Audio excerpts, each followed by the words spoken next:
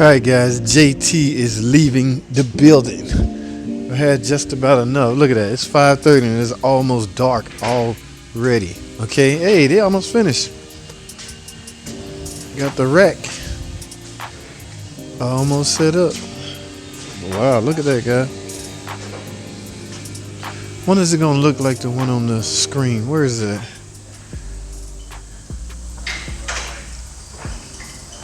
I thought it was a picture of the actual rack. Hopefully we'll be up and running tomorrow. I got alignment to do tomorrow, as a matter of fact. So, guess we'll see, won't we? Goodbye, old junk. I'll let y'all know tomorrow, guys, how it goes. We got to get that on first. All right, I'm leaving the building. I had enough. Hey, look at this, guys. Y'all see how well it's coming along? I still got a lot to do. 20 years of the same dealership is finally coming to a change. Guys, me personally, I still question. Now, I can't predict the future. In fact, nobody can. Economists can predict the future from the standpoint of, what market or what's going to be booming, what trend is going to be happening. I don't know, 5-10 years from now. But from what I know, from what I've read, guys, the typical way of selling cars as far as the dealerships, slowly trending downward, guys. I don't know if too many people going to a physical dealership to purchase a car. With the event of Carmela or Carnival, things like that, it's going to be hard for these dealerships to maintain a success rate. That go for any dealership. It don't matter which one it is. But I hope I'm wrong, because I hope from the standpoint from where I sit now, I hope that Caravana or whatever it is, I hope it don't hang around too long, guys. It's going to change the whole way we sell cars and we service cars. So it will, in effect, affect the industry, the service department that I'm in. Not so much the service department, but at a dealership, guys, sales are important. So you can't have a strongly running service department and a poorly running sales department. The sales would bring down the complete dealership. So that's why it is imperative that the sales department do good. Okay, so I don't know, man. Like I said, we shall see. I don't have long in the.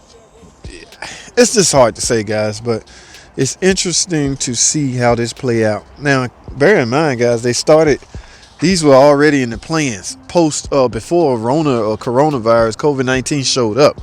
So I'm sure when they made these plans 2 years ago, yes, the predictions were high. The success, the prospect of success was great. And I could imagine the business economy was booming. Everything was booming. Everything was lovely. And then all of a sudden, COVID-19 hit. But like I say, this was already in the plans. So you can't backtrack your plans, especially when you're talking millions of dollars. This costs a lot of money, guys. All right. So we'll see, guys. I don't want to put a damper on, I don't want to be the one that I'm just paranoid, I guess. Okay. I don't want to see the typical way of going, because it's exciting, guys. It's a event to some people. Okay, sure. When my wife bought her that brand new 2017 Cherokee, yes, I had already pre-selected it, pre this, pre that. This is one she gonna get, total salesman. But I let her go through the motion of coming out here, walking around, looking at cars, hop in the car with a salesman and go test drive it, and come back. And I'm naturally, of course, she gonna say, yeah, this the one. Well, she was excited because that's so much better of a car than the one she had. Anything would have mattered. Hell, she could have rode around in a brand new PT Cruiser. It would have been acceptable at the time. But it was a brand new Cherokee, so of course it was acceptable. But my point is, I let her go through the motion and the experience of going to a dealership, sit down at the salesman desk. All of those are experiences. Okay, grab the key, they go on a test drive, she get to drive it, talk with the salesman while she driving, and he asking her how you like it, things like that. Yes, I let her go through all that. But at the end of the day, my feet was already down. This what you getting. Nah, I'm kidding, guys. I mean, y'all know I joke a lot, but yeah. So I don't know. Let me flip this around. I can talk to y'all like this. But yeah, man.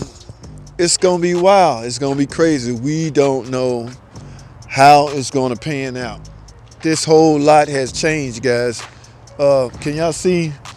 I don't know what y'all can see, but because it's kind of dark, it's getting dark. But none of this was here. Hey, y'all see my truck over there?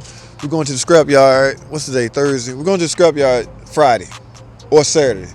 One or two. It's a load on there. I got to get it off. But we just got to wait and see, guys, how this turned out. Now, I'm leaving. I'm done. I had a rough day. I got beat up. But yeah, so that's how it's going down. And I don't know, man. I kind of miss. I mean, look, none of this was here, guys. I'm telling you, I've been here 20 years. We used to have stairs right here that go up so we can just take a shortcut right there and go to the shop. The shop hasn't changed. The inside has been redesigned, but the building is still the same, but everything has changed for the better. I mean, I assume it's going to look, as a matter of fact, I know it's going to look extremely better when they're totally done, which is about another year, I predict. All right, I gotta go, guys. It's getting chilly out here, and I got some live stream tonight. Today Thursday, so I don't know when I'm gonna upload this, but live stream tonight, guys. Where y'all at? 8 o'clock, 8 p.m. Thursday is the day that I typically open it up. That's right, guys. Y'all got a webcam and a mic, or hell, you can use your phone if you got a tripod. Set it up, man. I'll give out the code, and if anybody want to chop it up with me live, let's chop it up, baby. Okay. Matter of fact, I'm going to load this up when I get home. All right. I already got one up for the day. Yeah, I'll do that. So, live stream tonight, guys. 8 o'clock. 8 o'clock. It's 6 o'clock now, so I got to rush and get home. I'll be there. Y'all, meet me. All right. Later.